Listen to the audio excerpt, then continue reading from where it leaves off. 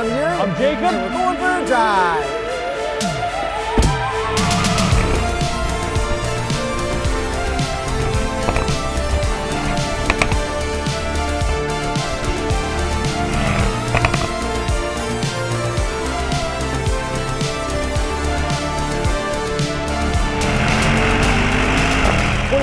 Mercedes AMG SL63 4MATIC Plus with race start. Oh, God damn it! Second gear was gone.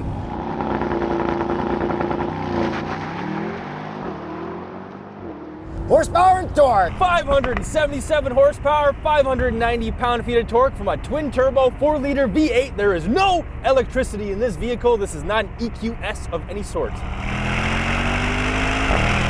Hey, that one I was an S+. I think in race mode it would have done even better. I'll do race mode later then. Yeah. So this is the all-new SL. It's all-wheel drive for the first time. It's got 4 seats. I'm gonna rip through cliche. Okay, there's a lot of firsts, a lot of differences, and holy crap, the handling. The handling, the rear wheel steering, and the tires are a little cold, but I'm still like just flying through here. Wow. The SL's a monster now. This is one of the best handling cars I've ever driven. It feels like I can put myself anywhere I need to be in the lane that I'm in. It doesn't feel sketchy to go quick at all. It is shockingly good. So this is now a full-out AMG. AMG developed this to be the AMG GT, so this is now the convertible version of the AMG GT, aka the SL63. So the GT is gone, yes, but it's gonna come back as a hardtop this. Exactly.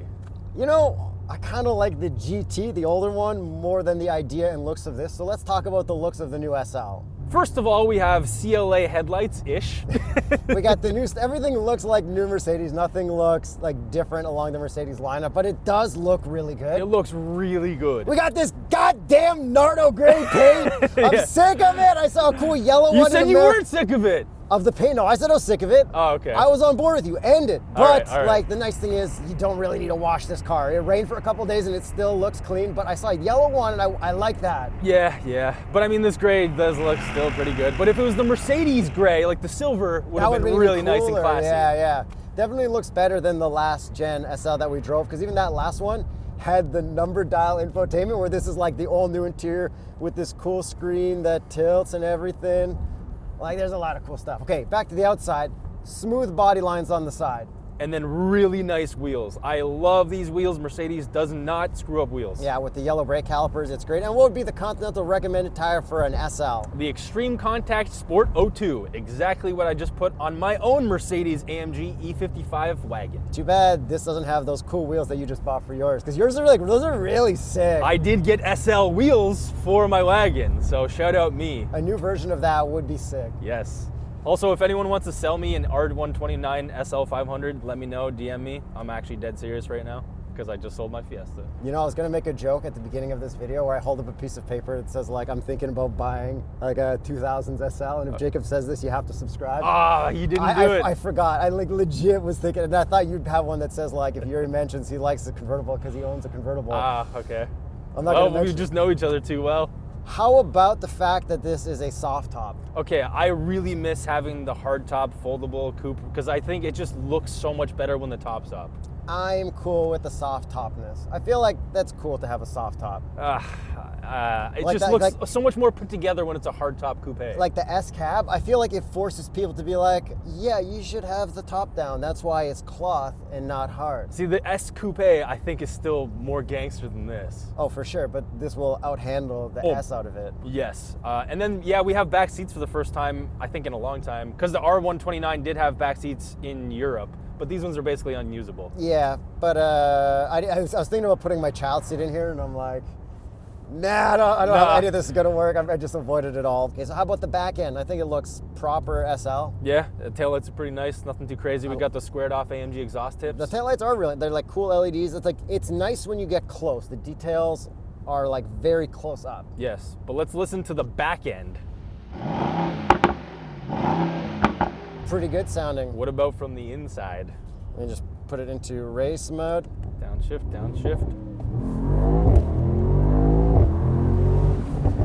Pretty Crackles good. and pops. Yeah, predictable It's probably as good as we can get in 2023 with regulations and whatnot. Ooh. It's so fast. I'm not in manual mode, so it keeps auto upshifting for me. Oh man. Okay, but the back, we got a little wing, a little spoiler that'll come up, and you can control that too with all your AMG dynamic buttons and stuff, and it looks nice. It suits it. I like the no spoiler look of the SL. Yeah, for sure. And I like how the bumperettes are very, very small. It's like they considered that ahead of time before they brought it into America. Yeah, and there's still like a lot going on with this car, which I'll talk about, but I feel like the SL's kind of lost its way with this car. There's just a lot going on. Okay, before we get to that, the trunk space is very usable. We've got 2 carry-ons in there and a backpack. It's got a little flap that'll come down and tell you exactly how much room it needs for the top to retract, which I think is a very, very great feature. Like, more usable than I thought it would be. So then, to finish off the looks, would you take this, looks-wise, over an AMG GT, any version, like say the basest AMG GT? Looks-wise, I mean, yeah, it does look really good. Like those AMG GTC convertibles that we drove, would you take that or this? Oh, that's tough. Because I would go AMG GTC. I would probably actually go with the previous one. That previous style was the sweet spot, but I think this looks great, but I think it's a little bit ruined by everything in Mercedes looking good. Yeah, like in the corporate lineup, by making everything kind of the same, they've kind of ruined things. Even though it does look good. Exactly. And before you drive, I want to talk about the infotainment because I know it's probably kind of boring for you. No, dude, that's part of the ruining this car that I want to talk about. We've got the screen that moves for you, so it doesn't have a glare, or at least it'll reduce the glare. When you have the top up, you can automatically have it angle up like that. I'm not sure if it shows up in this camera or not. And it actually works pretty well to reduce the glare. It does work for that, but it's this complex mechanism in what should be a relatively simple-ish car. Oh no, these cars are not going to stay on the road for a very long time. They are here for now, and I don't know else about that. Not like the R129, which is like a cockroach. So my favorite part about this infotainment is the AMG button, which gets us to all of the settings. We just click that, and everything is so clear, like what your traction is, if you're in manual mode or not, your exhaust, sport, master, race, all the dynamic stuff, like everything shows up so clearly, and I really like that you can get there with just this AMG button. Yeah, and then the other way to get to most of those settings, and even more of those, are on your steering wheel buttons, which we've seen on other AMGs as well. You can program that using the select steering button as well. So you've actually programmed your rear spoiler to one of those buttons as well. I don't even know what I programmed to it. I actually don't really use this at all compared to just using the screen. Yeah. And then the next thing that I love about this is the gauge cluster and the head-up display. It's so customizable. You just click this home button on the steering wheel and you get so many different modes. I think Classic is probably the best for normal cruising. It's the only one where you can see the odometer in the middle, which we had to get this to 1501 kilometers before we could enable launch control. It literally would not work at 1500, which is pretty funny, just like the sticker up here says. Yeah, we've actually broken in a lot of AMGs. Thank you, AMG, for allowing us to do that.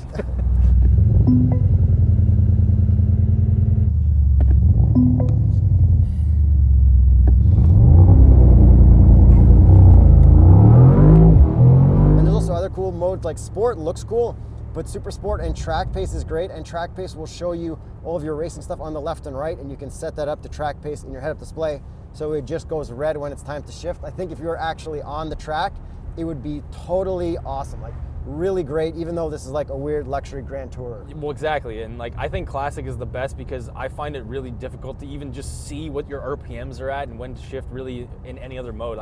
I love the 2 normal dials, and I love that they just kept that. Exactly, but for the track to have the thing pop up, but you also get stuff like, okay, how many kilometers an hour am I going right now? I mean, from 60s-ish. 57, right? Yeah, okay. But if I'm in track pace, I am going 57.3, 56.8, 50. Oh, that's insane. There's a lot of details. And the cool thing about track pace is usually the app doesn't work. You try to connect it, it aired out for the last couple years. It all works now. I've got it working through my phone. It's synced up perfectly right away. You've got drag race modes and everything. You can see from your iPhone or whatever how fast you're going and like overlays. It's cool. Finally all sorted, and I'm so happy for it. In the car that it really does not belong in. But it's good now for everything. Like for the, I guess they needed to have it ready for the GT. Yeah. All exactly. right, your turn to launch it with full race mode and everything. Send it! Send it! Race, Sport Plus suspension, master dynamics. Instead of just Sport Plus drive mode like me. And traction fully off. Race start. Oh, Oh my God. yeah, dude. What's Second, it? Second?